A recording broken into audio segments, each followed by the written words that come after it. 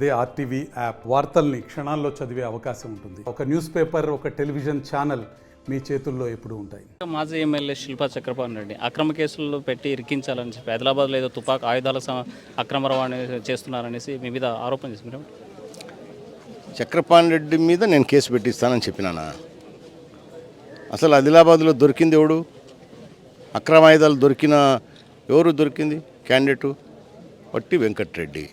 ఏ పార్టీలో ఉన్నాడు చెప్పండి, ఆయన్ని అడగాల మీరు. అది వట్టి వెంకటరెడ్డి అనేవాడు ఏ పార్టీలో ఉన్నాడు? అంటే మా పార్టీలో ఉన్న వ్యక్తి చేసి ఉండొచ్చు, నేను కాదు కదా, నాకేంటి సంబంధం అంటే. వట్టి వెంకటరెడ్డి ఏ పార్టీలో ఉన్నాడు?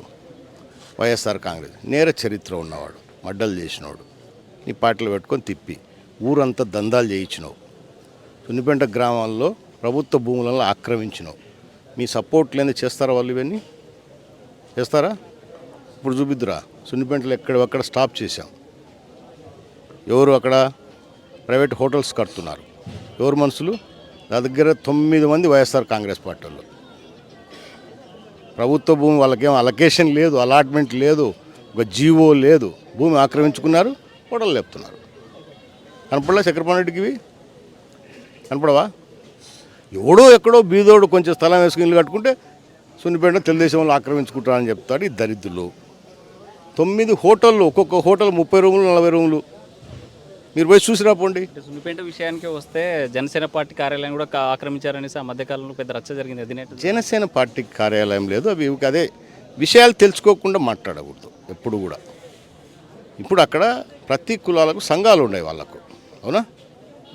ప్రతి కులాలకు సంఘాలు ఉన్నాయి. సో వాళ్ళకు కొంత వాళ్ళ కమ్యూనిటీకి హాల్స్ కొన్ని కావాలా, కమ్యూనిటీ డెవలప్మెంట్కు మాకు ఒక మీటింగ్లో. ఎందుకంటే అక్కడ ఉండే లిమిటెడ్ ల్యాండ్స్. సో అన్ని కమ్యూనిటీస్ అడుగుతున్నారు. దానికి సంబంధించి వాళ్ళు ప్రభుత్వాన్ని అప్రోచ్ అవుతున్నారు. దానికి ఓకే చెప్తున్నారు. కానీ పార్టీ ఆఫీసులకు ఎక్కడ లేదు. అక్కడ జనసేన పార్టీ ఆఫీస్కి ఎవరు స్థలం ఇవ్వలేదే.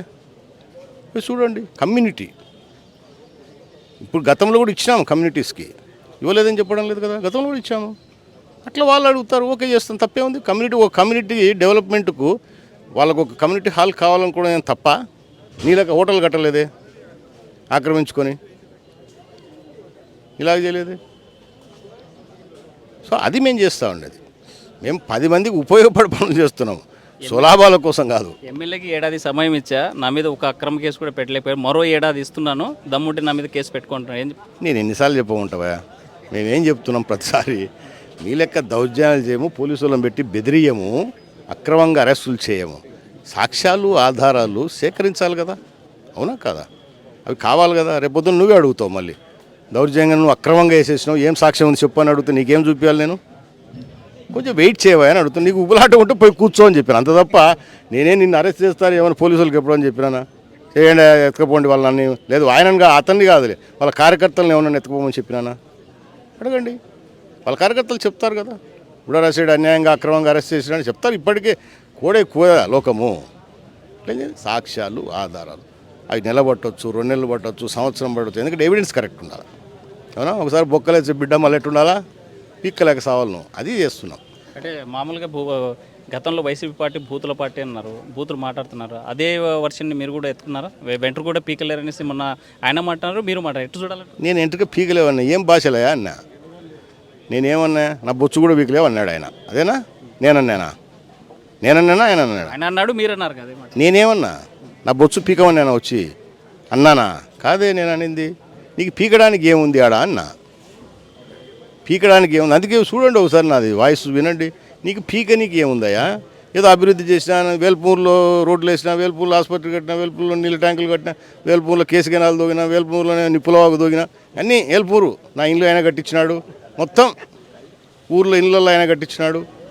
వేల్పూర్లో చూసుకోపో చాలు అన్నాడు కదా. నేనేమన్నా రానేనంత పోదాం స్వామి, వేల్పూర్ నుంచి మొదలు పెడదాము, నువ్వు ఎన్ని చేసావు, నియోజకవర్గం అంతా తిరుగుదాము. నేను ఎన్నిసార్లు గతంలో పిలిచిన రావడంలా, ఒకసారి గౌరవంగా నీ ఇంటికే వచ్చి ఆహ్వానిస్తా అని చెప్పాను. నువ్వు బొచ్చు పీకో అన్నాడు. బొచ్చు పీక నీకు కానీ ఏమైనా ఉంటే కదా పీక నీకు అన్న, అంత తప్ప నేను పీకుతాను ఏమైనా ఉంటే కదా పీక నీకు అన్న. అభివృద్ధి గురించి ఏం చెప్పినా మళ్ళా, నీ నెత్తి మీద ఎన్ని ఇంటికలు ఉన్నాయో ఎంచొచ్చు అని చెప్పిన. ఏంది ఎంచొచ్చు మనం, అది ఆయన చేసిన అభివృద్ధి.